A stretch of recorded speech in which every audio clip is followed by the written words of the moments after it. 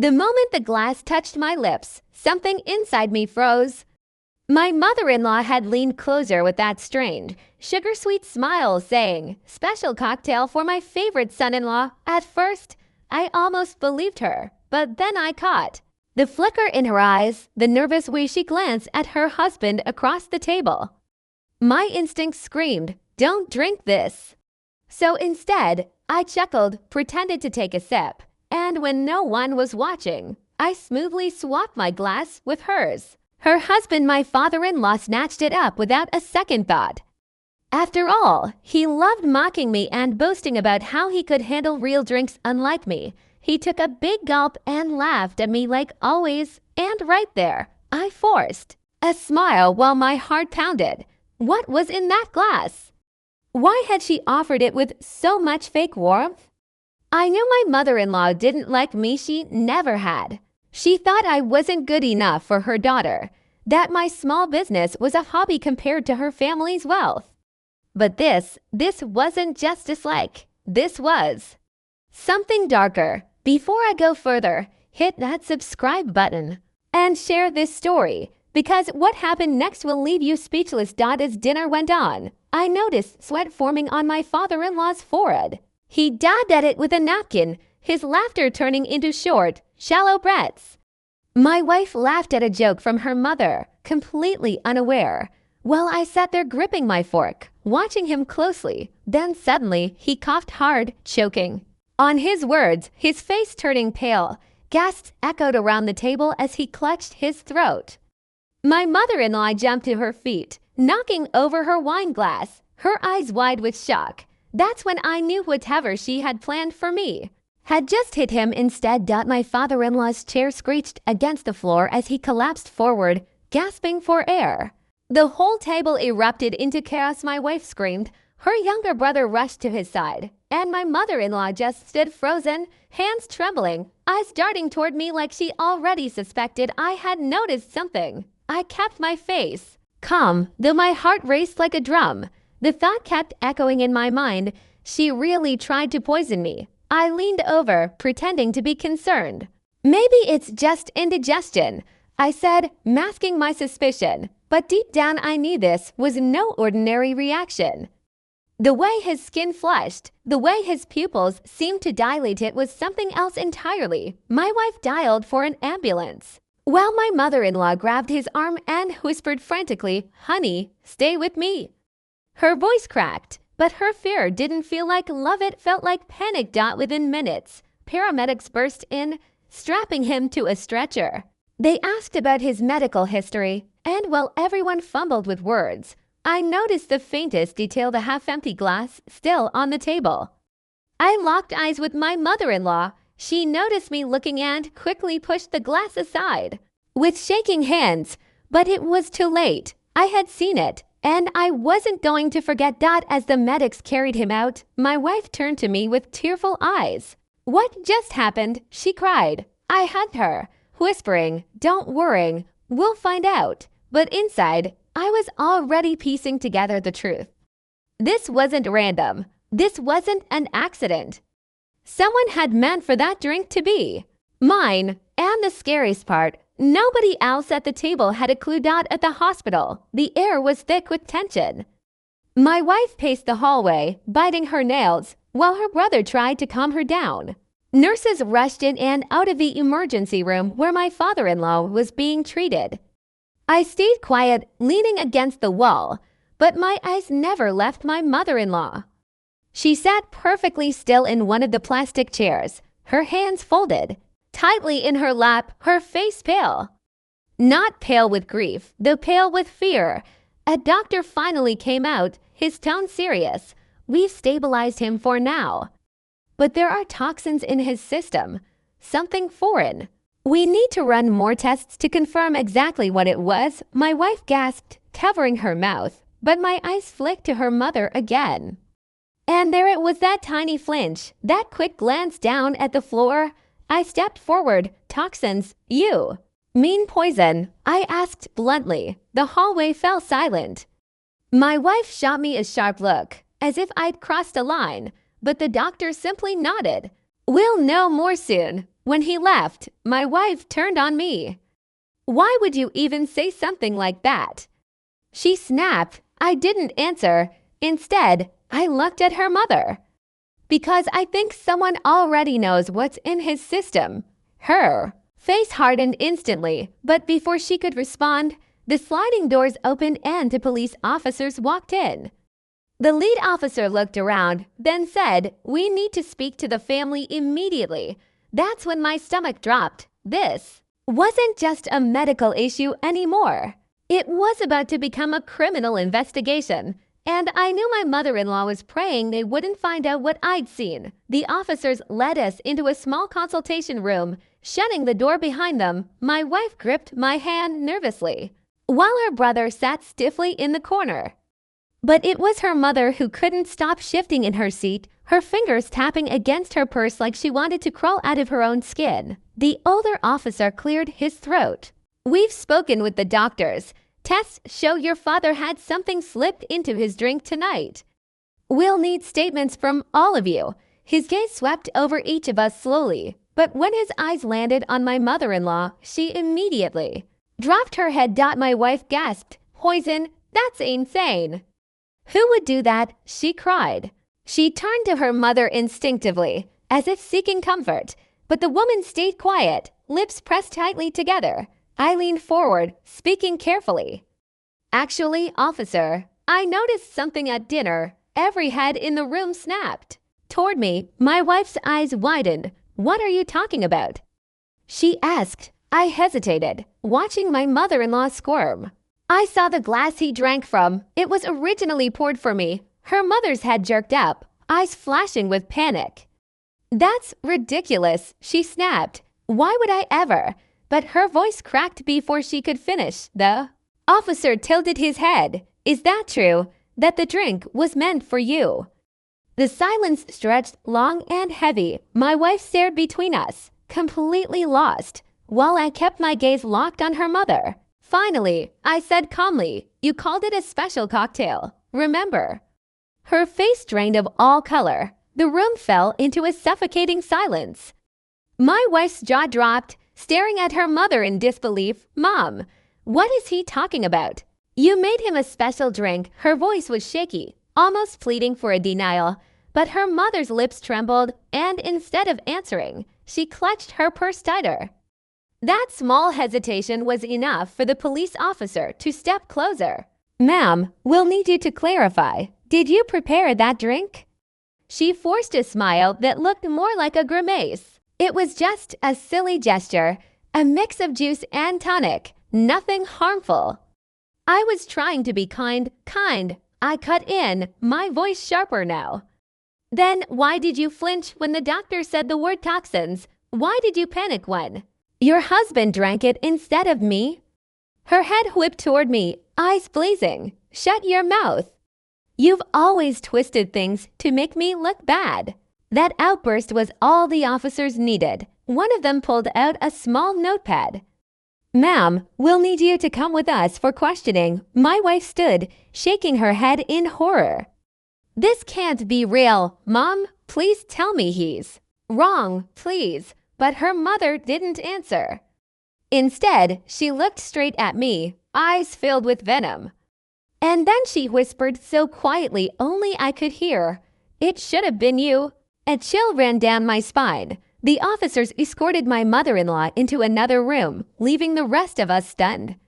My wife slumped into a chair, whispering over and over, "No. No, this isn't happening." Her brother stood frozen, his fists clenched, glaring at the floor as if trying to make sense of it all. Minutes later, the lead officer returned. His expression was grim. "We've questioned her. She admitted she put something in the drink but claims it was just a mild relaxant to help calm you down." His eyes shifted to me. "She says you've been under stress and she thought it would ease things." I let out a humorless laugh. "Ease things? That wasn't medicine. It was poison." "You saw the test results." The officer nodded. "We're not ruling anything out." But here's the disturbing part. When we pressed her further, she admitted she never wanted her daughter to marry you. Said you were dragging the family name down. My wife shot up. What? Her voice cracked. Tears filled her eyes as she turned to me. I didn't know, I swear, but the officer wasn't done. There's more. She also mentioned financial issues. Apparently, your father-in-law recently rewrote his will, leaving a larger share to you and your wife, and cutting her out of some business interests. She claimed she just wanted to protect her future. The room spun for a moment. So this wasn't just hate. This was greed. My wife collapsed into my arms, sobbing. Her entire world had just shattered, and I held her while staring at the officer. What happens next? I asked quietly. His answer sent a chill through the room. If the toxicology confirms our suspicions, she'd be charged with attempted murder. The following morning, the toxicology report came back. The officer met us in a sterile hospital waiting room, his tone low and serious. It wasn't a relaxant. It was a concentrated sedative mixed with traces of pesticide. If he hadn't been rushed here so quickly, your father-in-law might not have survived. My wife gasped, her hands flying to her mouth. Her brother swore under his breath, pacing the room like a caged animal. But me, I just sat there, numb. I had suspected she hated me. But to think she would go this far, the officer continued. We also searched her belongings. In her purse, we found a small vial with the same substance, along with a handwritten note. He unfolded a piece of paper and read it out loud. If he's gone, they'll finally see he was the mistake. I'll fix everything. The words hung in the air like poison themselves. My wife shook her head violently. No, she couldn't. She wouldn't write that. Tears spilled down her cheeks. She's my mother. I placed a hand on her shoulder. She wanted me out of the picture, but when her husband drank it instead, my voice trailed off, but the implication was clear. She never cared about who she hurt, as long as it achieved her goal. The officer looked at me firmly. We're holding her in custody. She'd be facing charges of attempted murder, conspiracy, and possibly more if other evidence surfaces. My wife broke down completely, sobbing into my chest. But as I held her, my own mind was spinning. Because I couldn't shake one thought. The note didn't just sound like rage. It sounded like a plan, and I feared. This wasn't the first time she tried something like this. 2 days later, the investigation took an even darker turn. The police called us back to the station, saying they had uncovered previous concerns about my mother-in-law. My wife clung to my arm, insisting there had to be a mistake, but my gut told me otherwise. Inside the interrogation room, the officer laid out a thin file on the table. We ran her records. This isn't her first brush with suspicion. Years ago, before you even met your wife, there were reports filed by neighbors and even hospital staff about sudden accidents around her. What kind of accidents? I asked, my voice low. The officer flipped open the file. A neighbor who fell mysteriously ill after a dinner invitation. A family friend hospitalized after drinking wine at her party. Even her own sister, who passed away suddenly, though it was never proven to be foul play. He paused, letting the weight sink in. The pattern is chilling. Every time she was close by, and every time she walked away without suspicion sticking. My wife staggered back, shaking her head violently. No, this isn't real. You're lying, my mom. She's strict, yes, but she couldn't. But the officer slid the note across the table again. We think this time she slipped. She left a trail. And thanks to your husband's sharp instincts, we caught it before it turned fatal. I swallowed hard, feeling both vindicated and horrified. Vindicated because my instincts were right. Horrified because the woman who had smiled at me across countless family dinners may have always been a predator hiding in plain sight. My wife collapsed into a chair, whispering, she's not who I thought she was. She never was. And in that moment, I realized this wasn't just about me surviving her plan. This was about tearing down the perfect mask she had worn for decades. Late that night, we finally got word my father-in-law had regained consciousness. We rushed to the hospital, hearts pounding, unsure what he might say. He looked weak, pale, but his eyes flickered with a sharpness I hadn't seen in years. When he saw us, he gave a faint smile, then asked in a hoarse voice, "Where's your mother?" My wife hesitated, tears brimming. She's being questioned, Dad, about what happened. He closed his eyes for a long moment, then sighed. I should have spoken sooner. His voice trembled, but his words carried weight. This wasn't the first time she's tried something like this. I've suspected it for years. Little things, my food tasting off, strange drinks. She insisted I finish. Nights I woke up dizzy for no reason. I thought I was paranoid. I never had proof. The room froze. My wife's face crumpled as she whispered, "Dad, why didn't you tell us?" He looked at me then, his gaze steady. Because no one ever believes the quiet husband. They only see the smiling wife. He coughed weakly, gripping the blanket. But you saw it, didn't you? You caught her. I nodded slowly, the truth hitting me like a hammer. All those years, he had endured in silence, mocked me for being weak. But in reality, he was trapped living with a woman who wore a mask of charm in public while hiding poison behind closed doors. Tears slipped down my wife's face. She destroyed everything, even us. Her father reached for her hand. No, sweetheart, she destroyed herself. Now you have to decide what comes next. And in that sterile hospital room with machines beeping softly, I realized his words weren't just about survival. They were about legacy. What would our family become? After her mask finally shattered, the trial came faster than anyone expected. My mother-in-law sat in court, her once proud posture gone, her hair disheveled, eyes darting around as if searching for an escape. The evidence was overwhelming: the toxicology report, the vial in her purse, the handwritten note, even testimonies about her past accidents. The jury didn't take long. Guilty on all charges. Attempted murder, conspiracy, a hidden history of malice finally dragged into the light. When the verdict was read, my wife broke down sobbing. Not out of pity, but out of grief for the mother she thought she had, the mother who never truly existed. Her brother sat stone-faced, staring at the woman who had destroyed their family's name. And me, I felt a strange calm.